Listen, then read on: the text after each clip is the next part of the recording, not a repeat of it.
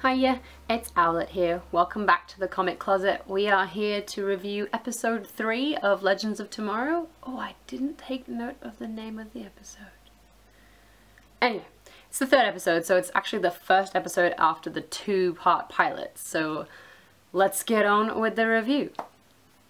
And I'm not gonna do jazz hands. Ha!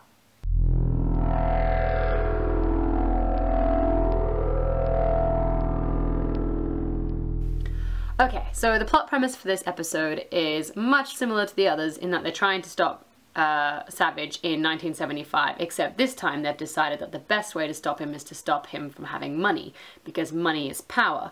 So Rip Hunter's teaming up with Canary to go and stop Savage by breaking into a bank and finding out where he keeps his money. I think that was their aim. They didn't do a very good job of it because none of them are really working as a team yet.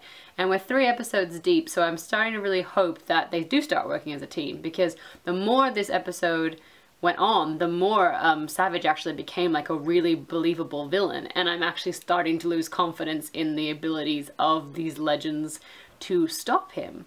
I don't know if anyone has watched Alphas, but that was a short-lived TV series that I quite liked, even though it was kind of low budget and a little bit rubbish. But I really liked it, and I watched it quite a lot. But the thing that annoyed me the most was that the lead guy, Dr. Rosen, was, you know, in charge of all these superhumans, and he never really seemed to be on the same wavelength as them, and like, you know, he'd believe in them and have confidence in them, but he could only kind of guide them from the outsider. He didn't have powers, he was just a psychologist. It was all a bit, and I was so frustrated because it constantly felt like he was the one letting them down and actually holding them back from reaching their full potential.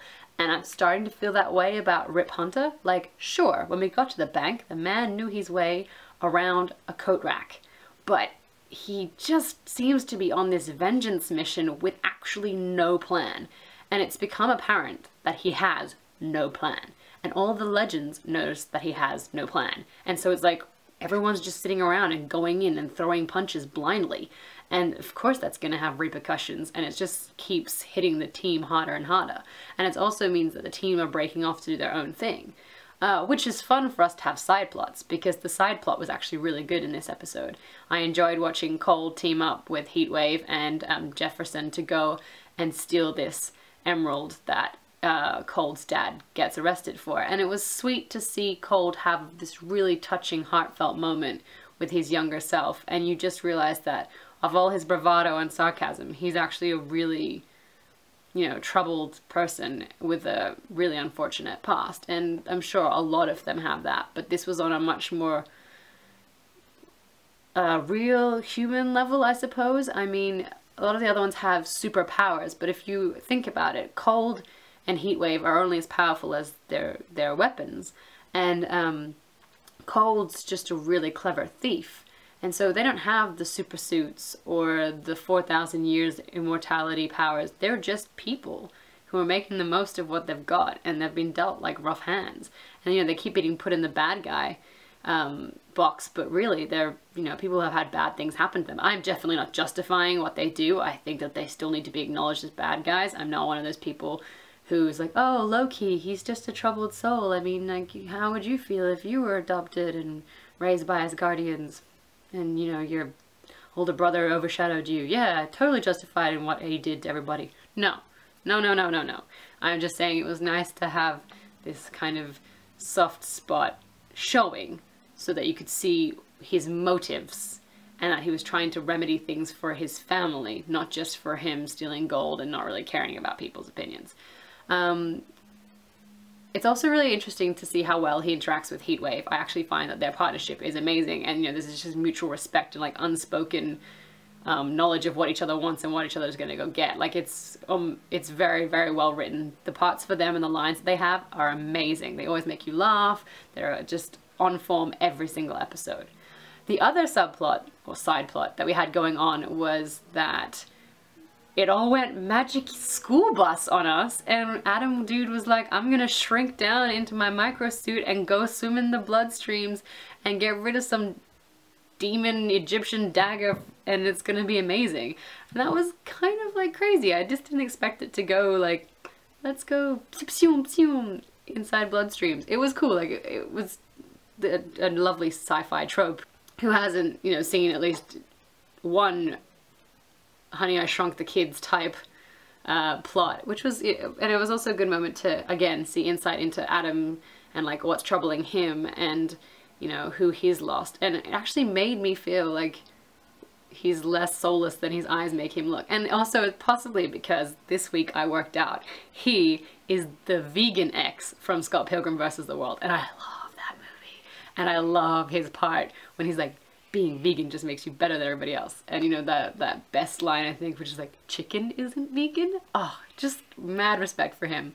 I also liked that they threw in a Titanic reference while talking to Stein, because as I mentioned before, the actor is from Titanic, so that was kind of fun. So I actually enjoyed, I think, the side plots more than the main plot.